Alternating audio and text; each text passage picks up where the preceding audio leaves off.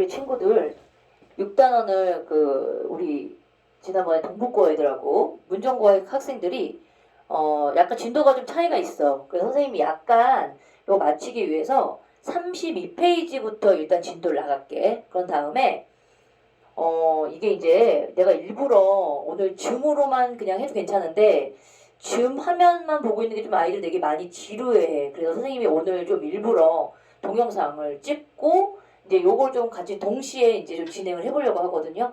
나 이제 아무도 없는 상태에서 지금 수업하고 있다. 그래서 이제 내가 사실 이제 요 화면을 보여주기 위해서 내가 약간 옆면을 너희들한테 많이 보여줘야 돼. 그래서 이제 간간히 이제 얼굴을 이렇게 보여줄게. 일단 이제 화면은 여기가 좀 보여지는 게 조금 불편할 수는 있는데, 그래도 어떻게 보면 약간 밀착되어 있는 요 화면만 3시간 동안 가는 것보다, 바꿔가면서 하는 게 더 나을 수도 있을 것 같거든? 그래서 일단은 너희들은 교재 32페이지를 펴주시고, 혹시 진도가 약간 좀 차이가 있는 친구들 같은 경우에는 선생님이 그 앞부분에 빠져있는 부분들은 선생님이 이제 각 반별로 조금 채워줄 테니까 일단 오늘은 여기서부터 좀 진도를 나가도록 할게요. 32페이지. 자, 나는 방으로 들어가 외출복으로 갈아입었다. 여기까지는 어떤 내용인지 알지? 군인들이 병국이 찾으러 왔잖아. 해석을 달리하면 까다로운 사건일 수 있으나 병국의 경우로 따져볼 때, 자, 이제 아버지 나름대로는 이제 병국의 입장을 생각을 해보는 거야. 그 당시에는 이제 안보 문제라든가 이런 게 굉장히 심각했던 시절이었기 때문에 병국이를 잡아러 오는 게 아버지 입장에서 되게 무서웠겠지. 자, 그런데 이제 이 행위가 보안의 문제가 아니라 새와 관련된 문제라고 생각을 했기 때문에 이거는 좀 약하지 않을까, 이제 아버지 생각으로는 그렇게 얘기를 했을 거야. 아마 지금으로 따지면 요 문제도 상당히 심각한 문제였지만 그 당시에는 안보 문제보다는 환경 문제 같은 게 그렇게 부각되어 있었던 시절이 아니기 때문에 이런 생각 할 수 있었겠지. 병국이가 해안선을 따라 남하에 온 간첩이 아니오. 자, 요런 식으로 이제 아버지는 약간 안도하는 거죠. 부대의 경계 배치 상황을 탐지하려는 첩자가 아닌 이상 무사히 풀려나올 것임이 분명했다. 녀석은 새에 관한 무슨 조사를 목적으로 아니면 수질 오염과 관련하여 경계지구 안으로 잠입했음이 틀림없었다. 자, 그러니까 나름대로는 이제 나 아버지, 그러니까 병국의 아버지니까 큰 문제가 아닐 거다라고 생각을 했겠지. 자, 우리가 대문 밖으로 나오니 군용 지프가 대기하고 있었다. 사병이 운전수 옆자리에 타고 중이와 나는 뒷좌석에 앉았다. 차가 시내로 빠져나갈 동안 중이가 굳게 입을 다물고 있어 무료한 시계를 쪼개느라고 내가 내 소개를 했다. 자, 선생님이 지난 시간에 이 소설에서는 인물 제시 방법이 2가지가 나온다라고 얘기했었지. 그러니까 직접적으로 이제 서술자의 입을 통해서 인물을 제시하는 방법, 그다음 이제 이런 사건 전개라든가 자기의 소개라든가 이런 것들을 여기서 내 소개를 한다라고 얘기하고 나는 이라고 여기서 자기 입으로 자기가 어떤 일을 했고 몇 살 때 어디를 갔고 이런 것들을 어떻게 얘기하고 있니? 그치, 직접적으로 서술하는 방식을 취하고 있지. 우리 이걸 직접적 제시 또는 요약적 제시라고 얘기한다. 나는 26회 전 전역된 대위 출신이다. 1952년 1월 철원 전투에서 중상을 입어 현재도 상위장고로 연금 혜택을 받고 있다. 자, 그래서 이제 약간 이제 자기 이력을 소개하면서 군인들과의 어떤 긴장감을 약간은 해소하는 역할을 할 수 있겠지. 우리가 약간 좀 긴장됐을 거 아니야. 근데 이제 자기 얘기하면서 조금 분위기가 부드러워지는 거야. 내가 그런 말을 더듬더듬 엮자 중위는 동지 친근감을 보이며 그럼 상사님이시군요. 학원 한결 공손이 됐다. 그치? 그래도 이제 나름대로 이제 군대에 같이 있었던 사람은 아니지만 자기보다 이제 윗사람이니까 이렇게 이제 약간 존중을 해주고 있어. 파견 대장님 소관이라 저는 그저 심부름을 왔습니다만 하고 중이가 서두를 땐 뒤 말했다. 아드님이 성인이기 때문에 굳이 보호자를 제동할 필요는 없지만 아마 그 언행 진부와 가족 관계를 파악하려 선배님을 부른 것 같아요. 그럼 혹 제 아들놈이 철새 휴식 장소나 그 은시처를 찾으러 통제구역 안으로 들어간 게 아닌가요? 이제 사실은 이제 뭐냐면 다른 심각한 이유가 있는지 이제 궁금해서 물어보는 거겠지? 글쎄요. 아니면 동진강 하류의 폐수 오염도 조사할 목적으로 둘 중 하나겠죠. 자, 중이는 알만하다는 얼굴로 나를 보고 빙고 웃었다. 자, 그럼 경찰서로 이첩이 되는 건가요? 창균이 아버지는 여기서는 어떤 이제 마음이 드는 거니? 약간 이제 좀, 내가 갑자기 생각이 안 나냐? 걱정이지. 아유, 나 왜 이러니? 쏘리. 자, 가보시면 만나겠지만 저희 파견대장님은 무척 인간적이십니다. 나는 더 물을 말이 없었다. 중이 어투로 보아 크게 걱정하지 않아도 되겠다고 안심했다. 나의 걱정이 다소 해소되고 있는 부분이지. 어느덧 차는 시내를 빠져나와 석교천을 끼고 사방이 트인 해안 지역을 달렸다. 나는 직부차장을 밖을 내다보았다. 황량한 공원지 멀리 비공장 공장 굴뚝이 보였다. 바다에서 불어오는 바람에 밀려 연기가 시내 쪽으로 날아갔다. 자, 여기서는 이제 뭐니? 공업화가 이제 이루어졌다라고 얘기했고, 이 작품의 핵심적인 그 배경이 산업화와 도시화라고 지난번에 얘기했었죠?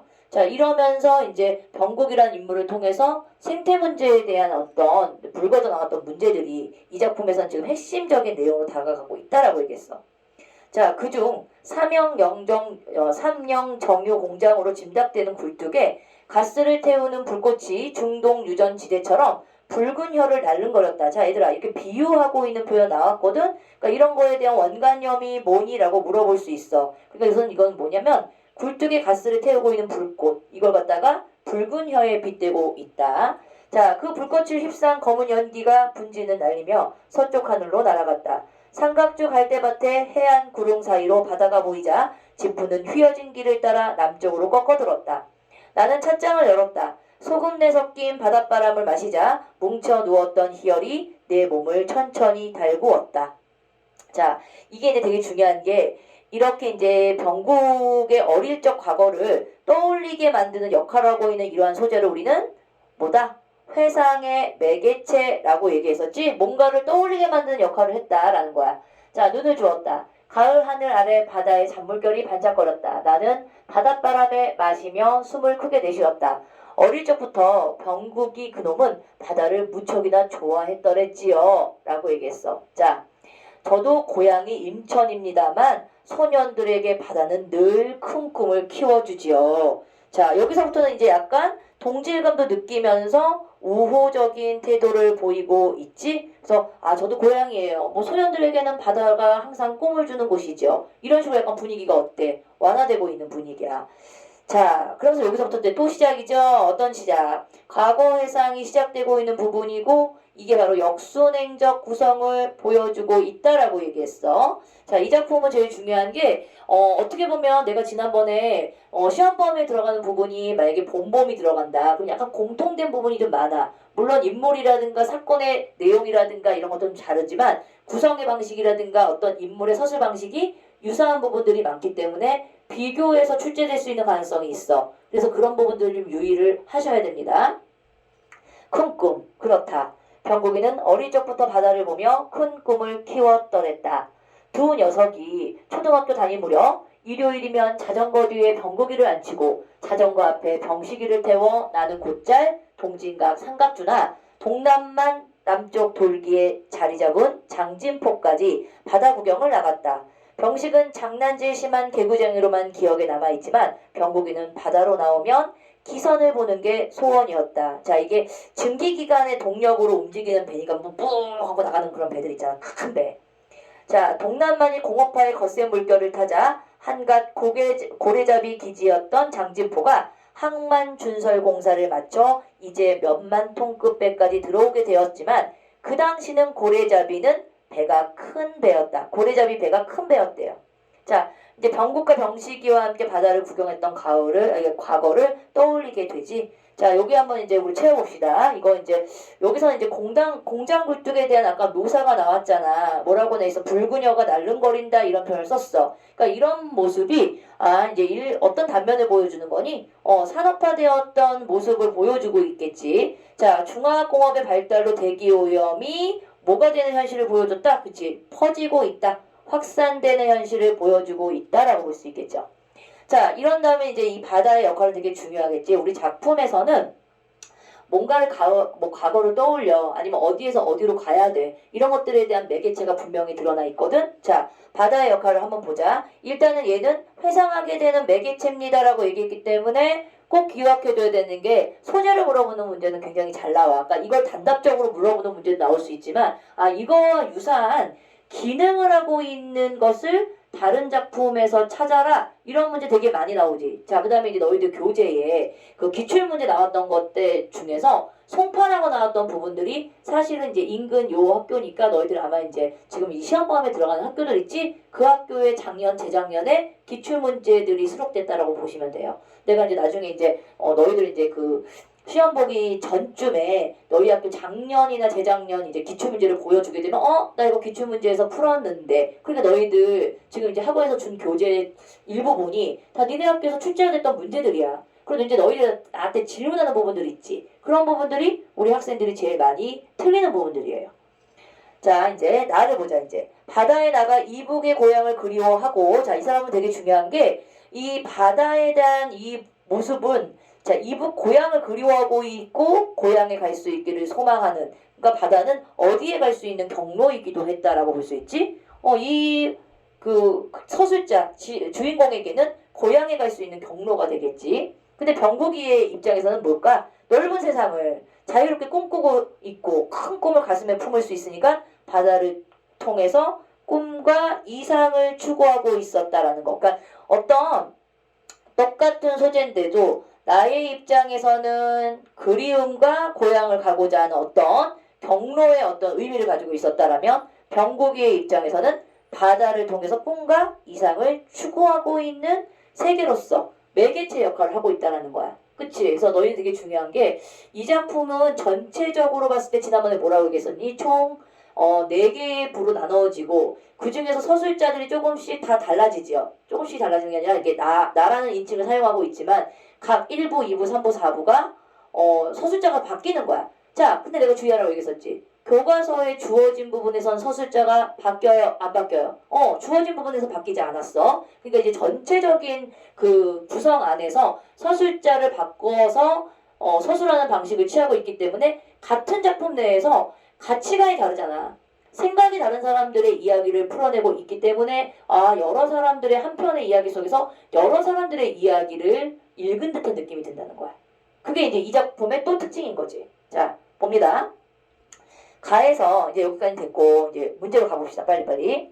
자, 이 글에 자 이건 기본적인 문제야. 항상 우리가 소설 속에서는 그러니까 일반적으로 서사적인 구조. 우리 지난번에 어떤 친구가 선생님 서사적 기능이 뭐예요? 라고 물어보거든. 그러니까 서사라는 말은 넓은 의미에서 소설 속에서 이제 흐름을 물어볼 수도 있는 거고 아니면 그 서사의 이야기 구조 안에 어떤 소재가 가지고 있는 기능을 물어볼 수도 있어. 그러니까 문제를 잘 보시면 결국 기능 그다음에 역할 이런 것들을 물어보는 문제입니다. 라는 걸 알고 계시면 돼요. 근데 지금 여기서 뭘 물어봤지? 서술상의 특징을 물어봤지? 그러니까 전체적인 글의 흐름의 방식을 물어보고 있다고 봐야 돼. 자, 일단은 내가 서술자는 나를 쓰고 있지만 각 부마다 서술자가 좀 다릅니다라고 얘기했어. 그렇다고 해서 이 작품 내에서 공간의 이동에 따라서 서술자를 교체하고 있다라고 얘기하면 되니? 안 된다라고 얘기했었지. 처음부터 답이 틀렸어요. 나머지는 이제 편하게 한번 봅시다.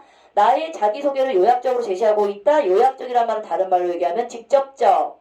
그 다음에 말해주기. 다 똑같은 표현이라고 얘기했었죠? 자, 매개체를 통해서 자연스럽게 과거를 회상하고 있다. 맞아.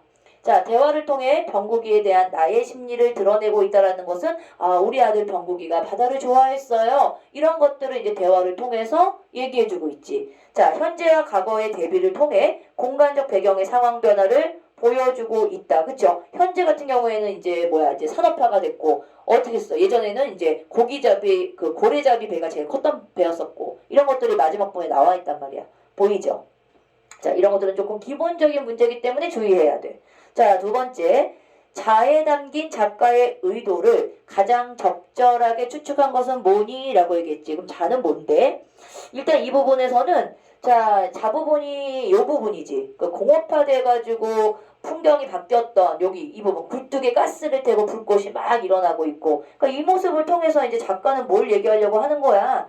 이거겠죠. 급격한 산업화로 대기 오염이 확산되었다. 그러니까 너희는 이제 이 글에서는 이제 제일 중요한 게 아버지 입장에서는 분단의 문제가 되게 중요했고 이 아들의 문제 입장에서는 생태 문제라든가 환경오염에 관련된 문제를 제일 중요시하고 있기 때문에 이런 두 포인트를 꼭 기억하시면 되겠지? 자, 세 번째 봅시다, 얘들아. 서술형인데, 자, 보기의 내용이 사건 전개 과정에서 한 역할, 인물들과 관련하여 간략하게 쓰세요. 라고 얘기했죠. 자, 여기서 나가 중위에게 자신에 대해서 소개를 했지. 그런 다음에 내가 중위에게 병국이가 바다를 좋아했다는 점을 말했어. 이런 것들은 결국 뭐니? 나와 중위 사이에 동질감과 친밀감을 형성한다. 그쵸? 그러니까 뭐냐면 우리가 약간 완화되는 구실을 하고 있는데 이걸 좀 더 구체적으로 얘기하게 되면 아 그러셨군요 선배님이시군요 여기서 약간 동질감 그러면서 조금 이제 약간 친절해지면서 가까운 사람이 된 것처럼 편안하게 됐단 말이야. 이런 거 꼭 기억하시면 되겠지. 자 이제 봅시다. 아버지 저는 외국 깃발을 단 큰 기선이 보고 싶어요 라고 얘기했어. 그럼 이거는 뭐니? 이 아이가 큰 기선을 보고 어릴 적 병국의 꿈에 대한 얘기를 하고 있는 거야. 병국이는 말했다. 노를 젓거나 닻을 올려 바람의 힘으로 움직이는 거룻배나 통통배라 부르던 발동선은 녀석의 안중에는 차지 않았다. 뭐냐면 이제 거대한 배가 멋져 보이는 거지. 그치? 자, 갈색머리 코 큰 선원이 마도로스 파이브로 이거 아니야 이거 옛날에 그 외국인들이 보게 되면 큰 거선을 타고 막 이렇게 파이프 물고 되게 멋있어 보이는 거야. 그러니까 우리가 예전에는 막 그 마도로스에 대한 약간 환타지가 있었단 말이야. 근데 뭐 집 떠나면 개고생이지 않니? 근데 어쨌든 간에 예전에는 이제 어린아이들 소년들에게는 굉장히 파일럿이나 이런 어떤 그 선장 그 마도로스나 이런 사람들의 모습들은 저기 이게 딱 뭐야 이거 유니폼 딱 입고 멋있잖아. 정복 같은 거 입고 그러니까 이건 소년들의 꿈을 자극하고 있는 직업인 건 맞죠? 자 그런 다음에 이제 알아들을 수 없는 말로 인사하며 기선이 어촌에 닿을 리 없었지만 나는 남바다의 기선이 지나가는 구경이라도 했으면 바랐다. 자, 그럼 여기서는 이제 아버지가 자 이제 아까 여기서 조금 여기 더 읽어본 다음에 이걸 풀어야 되겠다. 너는 큰 배가 그렇게 타보고 싶니? 내가 물었다. 그래요. 아버지는 기선을 타보셨나요? 자, 병국이가 조갑지를 주워 파도 위에 힘껏 던져졌다. 조갑지를 삼킨 큰 바다가 해안으로 밀려왔다. 빠져나가는 썰물이 파도의 뿌리를 밀쳤다. 큰 파도가 작은 파도로 길을 낮추어 발밑까지 따라왔다. 나야 물론 여러 번 타봤지. 부산서 일본시 시모노세키란 한 곳까지 배를 타고 건넜지. 내 목소리가 시무룩했다. 자, 이거는 뭐냐면 자, 여기서는 아버지가 왜 시무룩한지에 대한 이유를 직접적으로 얘기하지는 않았지만 우리 이 사람의 그 아버지의 행동을 통해서 아버지의 그 심리가 어떻다라는 걸 알 수 있을 것 같아? 좀 약간, 과거를 회상하고 있자. 근데 여기서 이제 중요한 게 아버지가 시무룩해졌는데 그 뒤에 이유가 또 직접적으로 서술이 돼요. 왜 아버지가 왜 이런 감정이었는지. 자, 해방 전 나는 오사카에서 전문학교에 적을 두고 있었다. 소속되어 있었다는 얘기야. 태평양 전쟁 말기 조선인 강제합병 제도가 실시되지 않았다면 나는 전쟁이 끝남을 그곳에서 맞이했을 뻔했다. 자, 1944년 여름 나는 고향으로 돌아왔던 것이다. 해방은 금강산 유점사 말사인 마하연에 맞이했다. 자, 여기서는 이제 금강산에 있는 절이라고 얘기했잖아. 자, 이듬해 나는 대학에 다시 다니려 서울로 갔다. 아버지, 기선을 타면 거룻배보다 훨씬 기분이 좋겠죠? 배가 크니까 요동이 없어. 방 속에 있는 기분이지. 그러니까 굉장히 이제 승차감 같은 게 있는 거지. 가판이 학교 운동장만 하다면서요? 너희 타봤냐? 나는 배는 우리는 배 얘기는 조금 그치? 선거가 통일이 되면 우린 그런 배 타고 아버지 고향으로 가자고. 자, 실향민인 나의 통일에 대한 소망이 간절한 그쵸? 뭐 이런 감정까지 우리가 써야 되냐? 자, 거기도 바닷가니 금강산 구경도 할 수 있거든. 그러면서 뭐라냐면 자, 내가 원산에 중학교 다닐 때 금강산에 수학여행을 갔더랬지. 또 해방되던 해는 1년 가까이 징용을 피하느라 금강산 깊은 암자에서 숨어 살았어. 자, 금강산은 세계에서 가장 아름다운 산이라면서요? 라고 이거 물어봤다. 그랬더니 아버지가 물론 그림으로도 나는 금강산만큼 아름다운 산을 본 적이 없어 이렇게 얘기했잖아. 근데 선생님이 지난번에 아마 얘기했을 거야. 그냥 아름다웠어 라고만 끝났으면 괜찮은데 이 아버지가 기억하고 있는 금강산에 대해서 쭉 뭐하냐면 지명들을 열거해.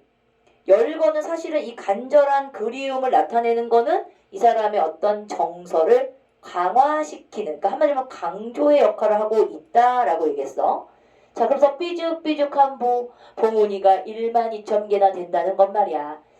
참 볼만하지? 그러면서 뭐라는 줄 알아? 내근강만 하더라도 제일 높은 비로봉이며 명경대, 동석동, 망군대, 백만봉, 조양봉 다 어때? 그냥 금강산 멋있지. 한마디 하면 되는데 야 12,000봉, 뭐 12폭포, 진주담, 외근강은 또 어떻고 만물상, 비봉폭포, 연주담, 집신봉, 우류동, 구룡포. 야 그만하세요. 아 나 아버지 알았다고요. 이렇게 얘기했겠죠. 그때 뭐래? 아유 아버지는 언제 그걸 다 외웠나요? 그치? 그러니까 이제 아버지는 이렇게 표현하는 것은 아버지의 마음속에 그 그리움의 감정이 가득하기 때문에 당연히 이렇게 열거의 방법을 쓰면서 아버지의 감정을 강화시키는 거야.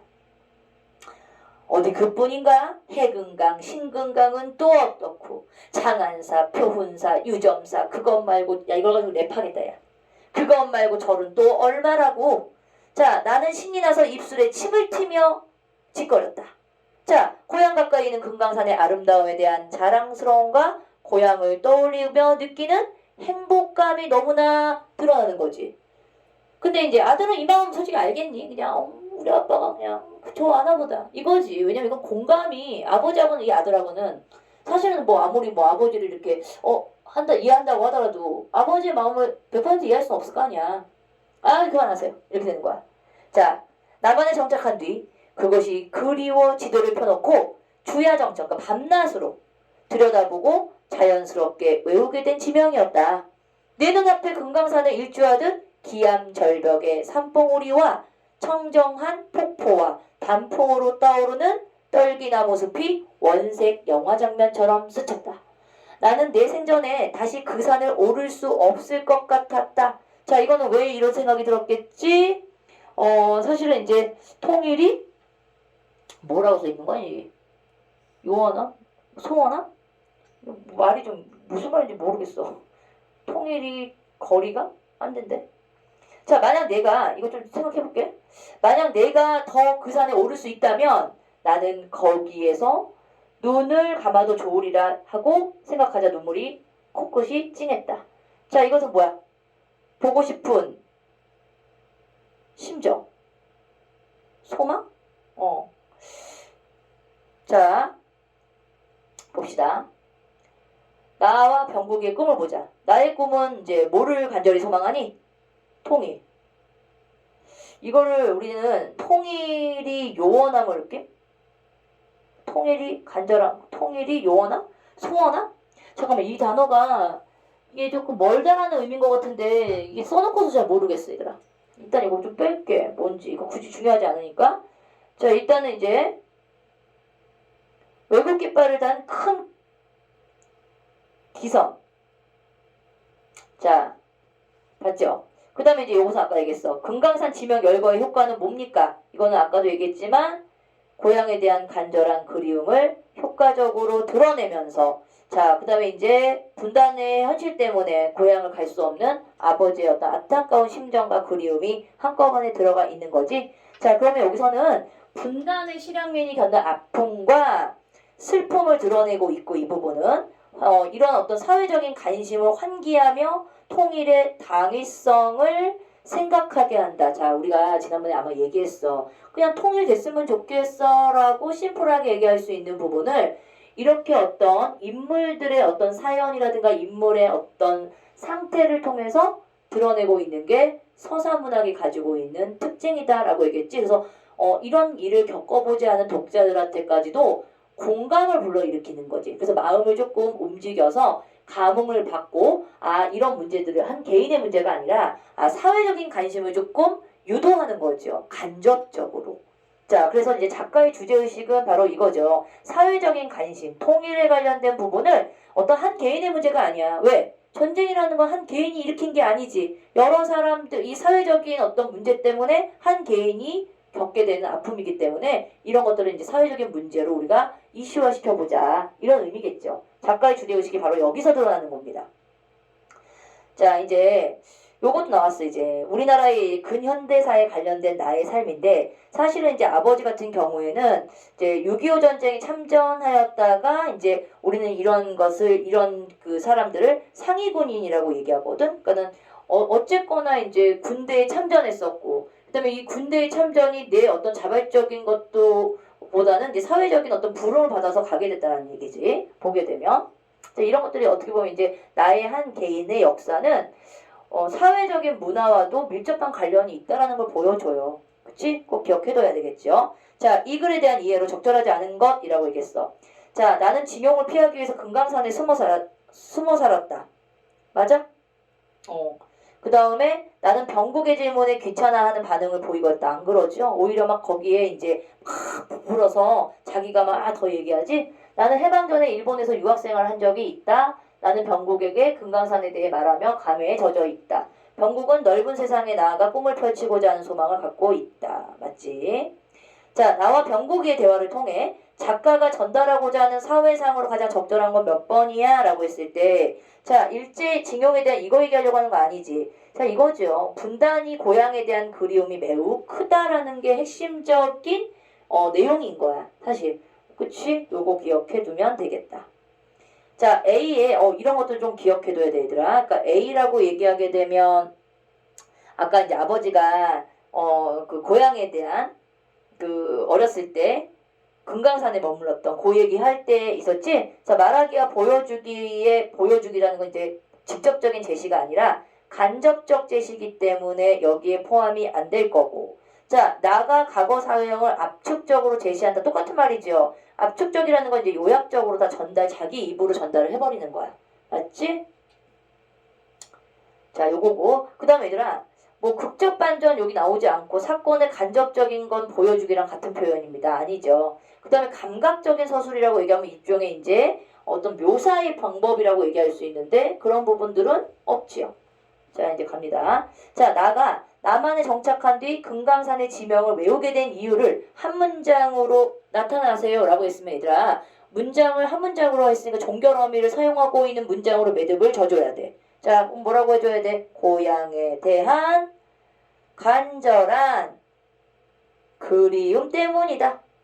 이렇게 쓰면 되겠지. 근데 만약에 한 문장이란 말이 없으면 그냥 그리움, 고향에 대한 간절한 그리움이라고만 쓰면 되거든. 그러니까 너희는 굉장히 중요한 게 국어 문제 같은 경우에는 이렇게 한 문장으로 쓰라고 얘기하게 되면 이렇게 매듭을 짓는 형태로 이제 답안을 작성을 해줘야 돼.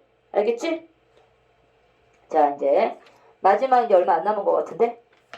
또 있어. 재미도 없는데 되게 두기네. 미안하다. 별로 나는 이런 재미 없어. 그치? 봄봄이 낫지 않니? 아버지, 저 바다 따라 북으로 올라가면 금강산에 닿겠네요. 자, 이제 근데 이 아이는 이제 아버지하고 어떻게 보면 굉장히 이제 이런 얘기를 되게 잘 이렇게 다정다감하게 얘기 잘하고 있네. 자, 이제 작가가 중간에 이제 닐스의 이상한 여행이라는 너희 읽어봤지 어렸을 때. 아마 나올 건데 분단으로 갈 수 없는 고향에 돌아가고 싶은 나의 간절한 영혼을 강조하고 즉 이제 분단의 문제, 분단의 현실의 문제를 사회적인 관심을 불러일으키는 거지. 그러니까 관심을 유도하는 거예요. 그러니까 직접적으로 관심 좀 가져주세요. 이런 말을 하지 않지만 이 이야기를 통해서 약간 이제 감동을 주는 거지. 근데 이게 너무 안타까운 게 뭐냐면 솔직히 말해서 이제 선생님도 그렇고 너희도 그렇고 6.25 시대가 아니잖아. 그러니까 이게 약간 이 분단의 아픔을 느끼고 있는 사람들의 마음을 조금 이제 더 이렇게 다가가기가 점점 멀어지는 세대가 되는 것 같아.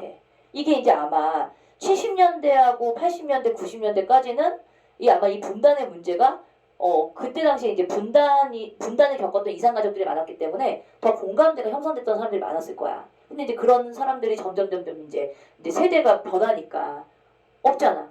그러면서 약간은 이런 이제 분단 문제가 지금 우리가 살고 있는 시대에서는 그렇게 큰 이슈화 되고 있는 문제가 아니지. 오히려 이제 생태 문제가 좀 더 크게 좌우가 될 수 있을 거야. 자, 이제 보자. 아버지, 저 바다 따라 북으로 올라가면 금강산에 닿겠네요. 그럼 아버지 고향 통천에도 다 닿지. 두백리라고 참 경치 좋은 어촌이란다. 해방 전에 내 할아버지 그곳에서 큰 어장을 가지고 계셨어. 그리고 나중에로 이제 큰 어장을 가지고 계셨으면 아버지가 조금 이제 부자였던 거지.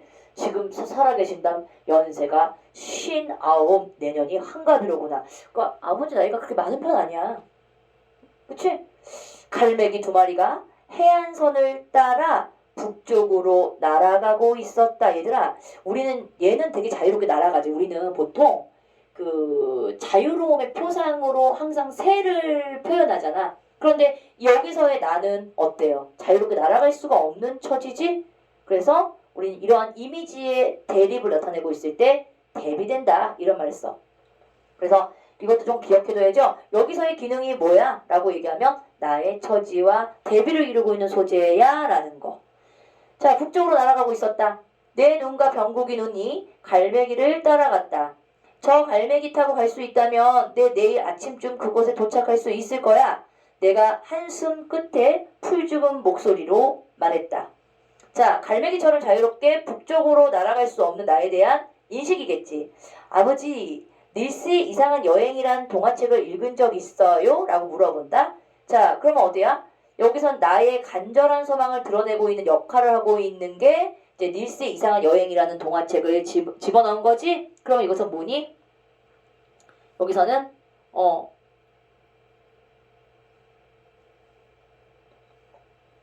고양이. 그치? 병국이 물었다. 아니, 그 책을 보면 닐스가 꼬마 요정 톰태를 못살게 굴다가 요술에 걸려 키가 10cm도 안 되는 난장으로 변하죠. 자, 그러면서 이건 뭐냐면 이 동화책의 내용을 들으면서 아버지는 자신의 고향에 대한 감정이 더 깊어져요. 우리 이럴 때 심화시킨다 라고 얘기해. 그치? 나의 향수를 심화시키는 구실을 해. 요술에 걸려 10cm도 안 되는 난쟁이로 변하죠. 그래서 큰 거위를 타고 기러기 떼를 따라 정처 없이 여행을 떠나요.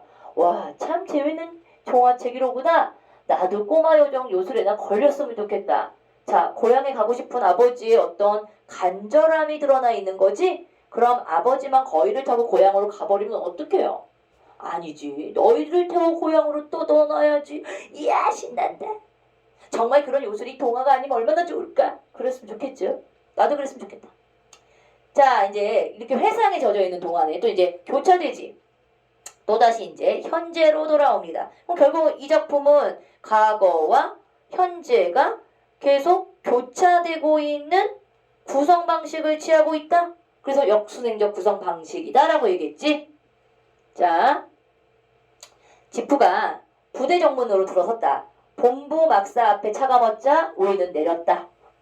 종이는 나를 본부 막사 파견 대장실로 안내했다. 대장은 자기 책상에서 서류철을 뒤적이다 우리를 맞았다. 자, 이제 한 곳만 보면 지루하니까 좀 내가 움직여줄게. 그에게 교훈은 소령이었다. 김병국 부친 듯입니까? 중이가 나를 소개했다. 그리고 덧붙여 내가 예편된 대위 출신으로 6.25 전쟁에 참전한 상이용사라고 말했다. 아까 상이용사라는 거 짚고 넘어갔었죠? 자, 그렇습니다. 반갑습니다. 저는 윤영구라 합니다. 앉으시죠. 윤소령이 나를 회의용 책상에 반갑게 이제 책상으로 안내해 철제 의자를 권했다. 그는 호인다운 인상의 목소리가 시원시원하고 자, 파견대장의 외모에 대한 나의 어떤 인상이죠. 시원시원하고 그러네. 자, 미안. 뭐 이상한 거 들려. 중이의 파견대장은 인간적이란 말에 한결 신뢰감을 주었다. 아이고, 좀 불비한 자식을 둬서 죄송합니다. 자식놈과 얘기해 보셨다면 알겠지만 천성이 착한 놈입니다. 자, 그러면서 이거는 의도적으로 이제 통제구역에 들어간 것이 아니다라는 거를 약간 그 내포. 이 안에서는 우리 애가 착한 애야. 의도적으로 그런 거 아닐 거야. 뭐 이런 거죠. 나의 의도를 내포하고 있죠. 어젯밤 마침 제가 부대에서 숙식할 때 너희는 그러니까 왜 이런 말들 있잖아. 그러니까 여기서 아버지가 얘기하고 있는 의도가 뭐야? 우리 애기 부족한 놈이에요. 뭐 이런 얘기하려고 하는 게 아니지. 부족한 놈이긴 하지만 아유 우리 애가 착해요. 그 얘기는 뭐냐면 감싸는 거야. 부모의 마음을 좀 이해를 해라 니들은.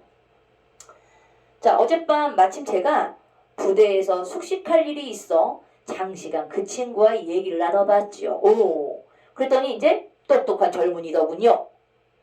그래서 이제 그 윤소령의 식견이 드러나고 병국이 하는 일에 대해서 약간 공감을 해요. 요즘 제 딴에는 뭐 조류와 환경오염 실태를 연구한답시고 모르긴 하지만 그 일 때문에 심려를 끼치지 않았나 하는데요. 그렇습니다. 자, 봐. 그렇습니다. 그러나 자제분은 이거 이제 문역 공감은 애이더라. 아이 뭐 자녀분이 똑똑하고 좀 이제 그럴 수 있어. 그치만 뭐야? 자제분은 이거죠. 군 통제구역 출입이 어떤 처벌을 받는지 알 텐데도 무모한 행동을 했어요. 설령 하는 일이 아무리 정당하면 사전에 부대 양해나 협조부터 요청해야지요. 한마디로 하면 이건 절차를 지킬 수 있어야 된다는 얘기잖아. 그럼 이거는 결국 뭐니? 그러니까 윤서령이 병국의 잘못된 행위에 대해서 확인을 했고 절차와 원칙을 뭐하는? 고수하는. 약간 고수하는 성격이지? 이런 거 지키려고 하는. 자, 우리는 이런 거 지킨다는 건 이제 고수하다 이런 말도 쓴단 말이야. 아유 물론 그래야죠. 야영하다 자신도 모르는 사이에 월경했겠죠. 그러니까 한마디로 얘기하면 이제 이게 무슨 말이냐면 아버지의 의도는 맞아. 얘가 알고 넘어간 건 아닐 거야. 모르고 넘어갔겠죠. 어떻게 한 번 용서해 주십시오. 아비된 제가 주의를 단단히 시키겠습니다. 당연히 부모 입장에서는 아들의 입장을 감싸겠지. 자 이제 나옵니다 얘들아. 나의 향수를 심화시키고 고향에 가고 싶은 간절한 심정을 드러내고 있는 역할을 하고 있는 요게 뭘까? 닐스의 이상한 여행이라는 작품이 하는 역할입니다. 자 그러면서 누구처럼 날아가고 싶어해. 갈매기. 하지만 이처럼 날아갈 수 없는 상황.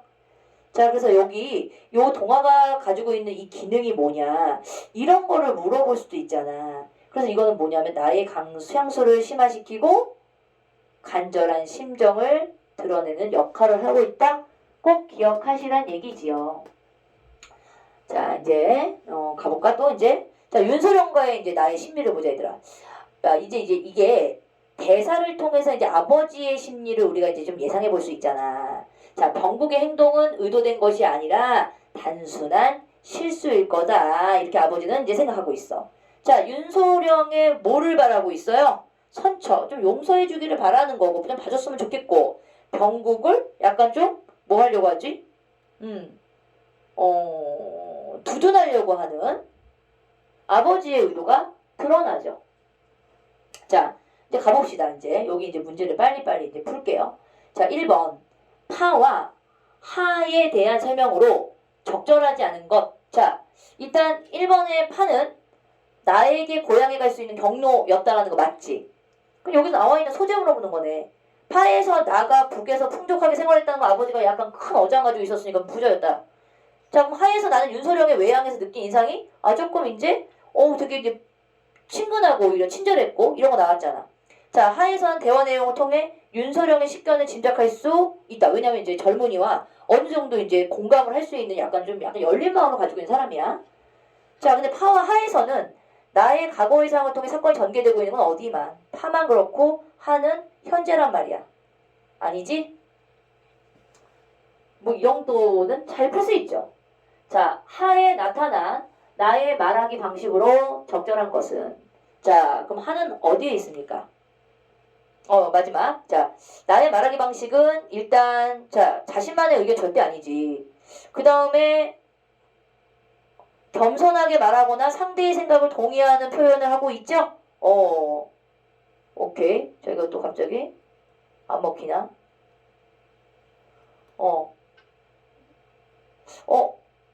이거 갑자기 스탑 됐어.